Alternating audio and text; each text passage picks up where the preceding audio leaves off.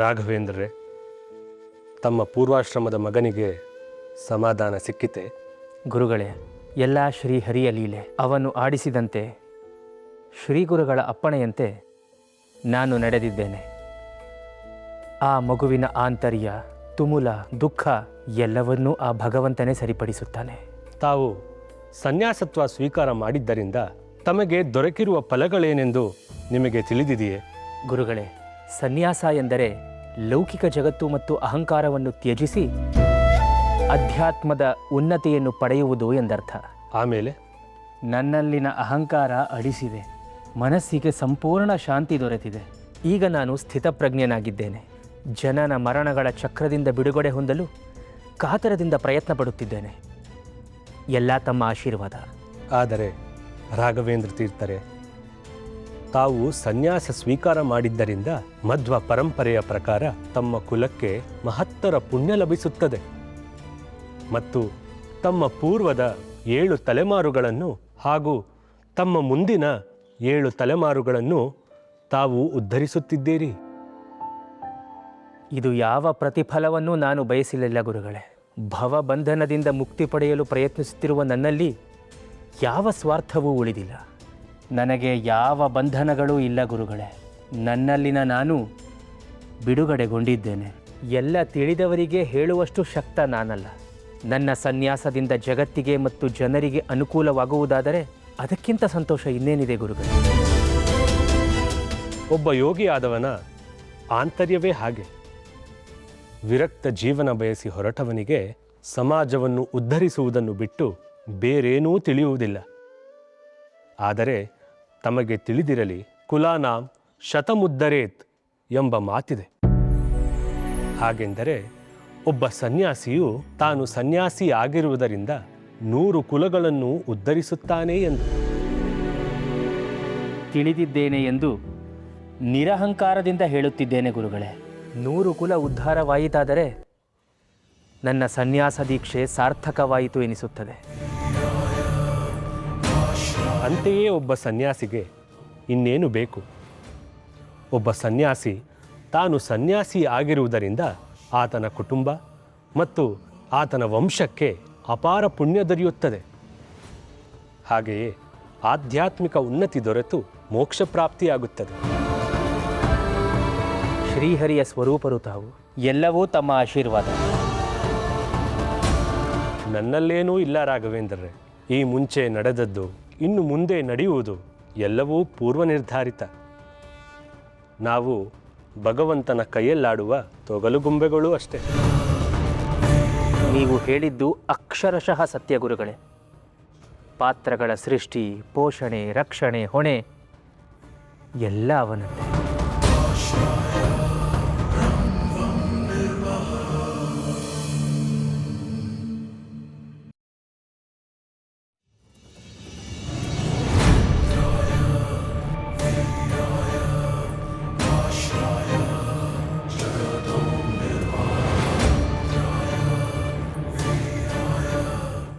ಕ್ಷಮಿಸಿ ಗುರುಗಳೇ, ತಾವು ಬಂದಿದ್ದು ಗಮನಿಸಲಿಲ್ಲ.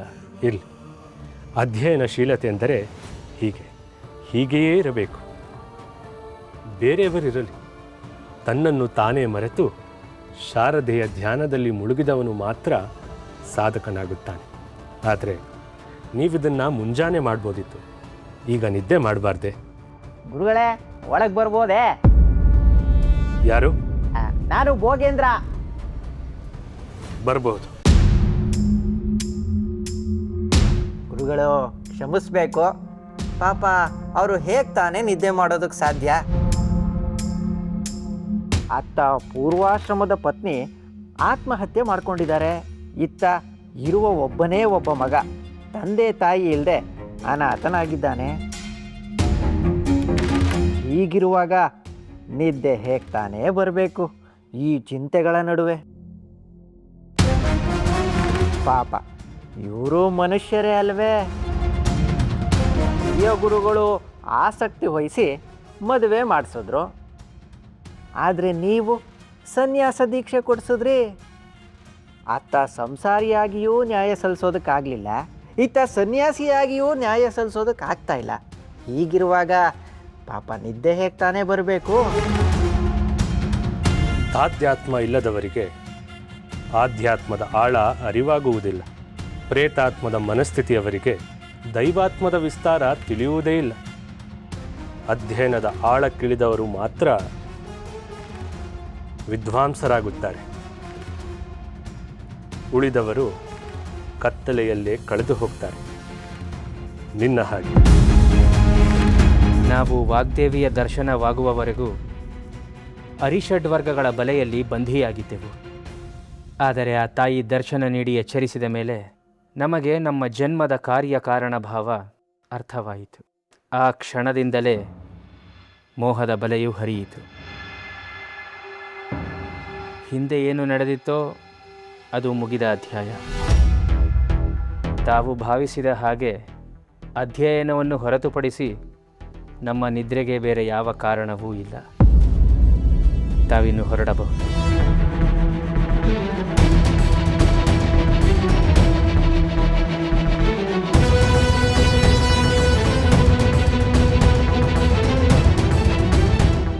ದಂಡಂ ದಶಗುಣಂ ಭವೇತ್. ದಡ್ಡನಿಗೆ ದೊಣ್ಣೆಯ ಪೆಟ್ಟು, ಜಾಣನಿಗೆ ಮಾತಿನ ಪೆಟ್ಟು. ನಿಮ್ಮ ದೃಢತೆ ಸದಾ ಹೀಗೇ ಇರಲಿ. ಈಗ ಅಧ್ಯಯನವನ್ನು ಮುಂದುವರಿಸಿ. ನಿಮ್ಮ ಜ್ಞಾನದಿಂದ ಇನ್ನೂ ಉತ್ಕೃಷ್ಟ ಗ್ರಂಥಗಳು ಜನರಿಗೆ ತಲುಪಬೇಕು.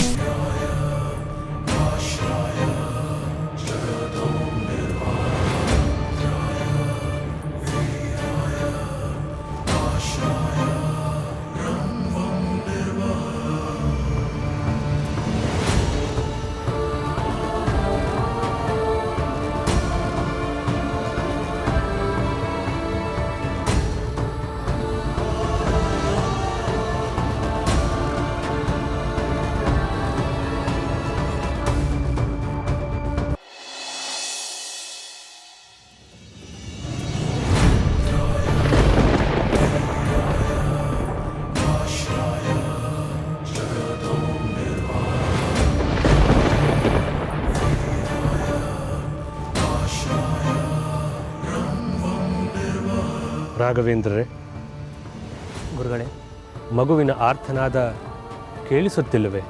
ಕೇಳುತ್ತಿದೆ ಗುರುಗಳೇ. ಅವನಿಗೆ ದರ್ಶನ ನೀಡಬಾರ್ದೆ? ಮರಳಿ ಮೋಹದ ಬೆನ್ನತ್ತಿ ಹೋಗುವುದೇ? ಇದು ಮೋಹವಲ್ಲ ಯತಿವರ್ಯ, ಕಾರುಣ್ಯ.